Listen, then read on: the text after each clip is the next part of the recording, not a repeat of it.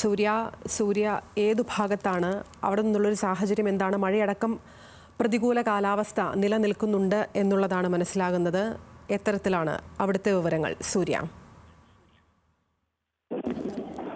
ആതിര, ഇപ്പോൾ മലപ്പുറം നിലമ്പൂരിൽ ചെറിയ രീതിയിൽ മഴ പെയ്യുന്നുണ്ട്. എന്നാൽ ജലനിരപ്പ് ക്രമാതീതമായി നിലവിൽ ഉയരാനുള്ള സാഹചര്യമില്ല. രാവിലെ 7:30ഓടെയാണ് ഈ വിവിധ കടവുകളിലായി തിരച്ചിൽ ആരംഭിച്ചത്. അതായത് ഇന്ന് 4-ാം ദിനമാണ്. 4-ാം ദിനമായ ഇന്ന് ഈ കഴിഞ്ഞ ദിവസം മന്ത്രിമാർ നിർദ്ദേശിച്ചതുപോലെ തന്നെ വ്യാപകമായ തിരച്ചിൽ നടത്തും എന്ന് തന്നെയാണ് ഉദ്യോഗസ്ഥർ നേരത്തെ അറിയിച്ചത്.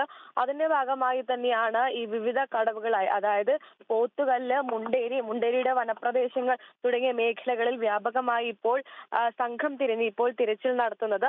ആദ്യ 1 മണിക്കൂറിൽ നടത്തിയ തിരച്ചിലാണ് ഇപ്പോൾ കൈപ്പിനി കടവ് ഭാഗത്തു നിന്നും ഒരു മൃതദേഹം കണ്ടെടുത്തത്. ഇത് മൃതദേഹമാണോ അതോ ശരീരഭാഗമാണോ എന്ന് ഇതുവരെയായും അതായത് തരം തിരിച്ചിട്ടില്ല. ചാക്കിൽ കെട്ടിയ മൃതദേഹം ഇപ്പോൾ ഈ കരയ്ക്കടുപ്പിക്കുന്നതേയുള്ളൂ. അതായത് ഈ സംഘം ഇപ്പോൾ ചാലിയാറിന്റെ തീരപ്രദേശത്തേക്ക് എത്തുന്നതേയുള്ളൂ. ഇപ്പോൾ നമുക്ക് കിട്ടിയ റിപ്പോർട്ടിന്റെ അടിസ്ഥാനത്തിലാണ് ഇത്തരത്തിലൊരു മൃതദേഹം ലഭിച്ചു എന്നുള്ളൊരു കാര്യം നമ്മൾ ഉറപ്പുവരുത്തുന്നത്. ജില്ലാ പോലീസ് മേധാവി ഇവിടെയുണ്ട്.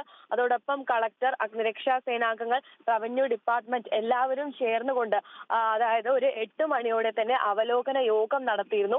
കാരണം ഇന്നലെ ഈ വനപ്രദേശത്ത് പോയ ഒരു സംഘം റെസ്ക്യൂ ഉദ്യോഗസ്ഥർ വനത്തിന്റെ ഉള്ളിൽ കുടുങ്ങിയ ഒരു അവസ്ഥയുണ്ടായി.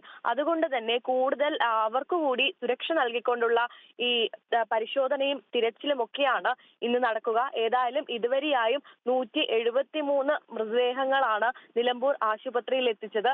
അതിൽ 143 മൃതദേഹങ്ങൾ പോസ്റ്റ്മോർട്ടം നടപടികൾക്ക് ശേഷം വയനാട്ടിൽ എത്തിച്ചിട്ടുണ്ട്. ഇന്ന് വീണ്ടും ഈ നിലമ്പൂർ ആശുപത്രിയിൽ അതായത് സൂക്ഷിച്ചിരിക്കുന്ന മൃതദേഹങ്ങളുടെ പോസ്റ്റ്മോർട്ടം നടപടികളും ഇതിനോടകം തന്നെ പുരോഗമിക്കുന്നുണ്ട്. ആതിര.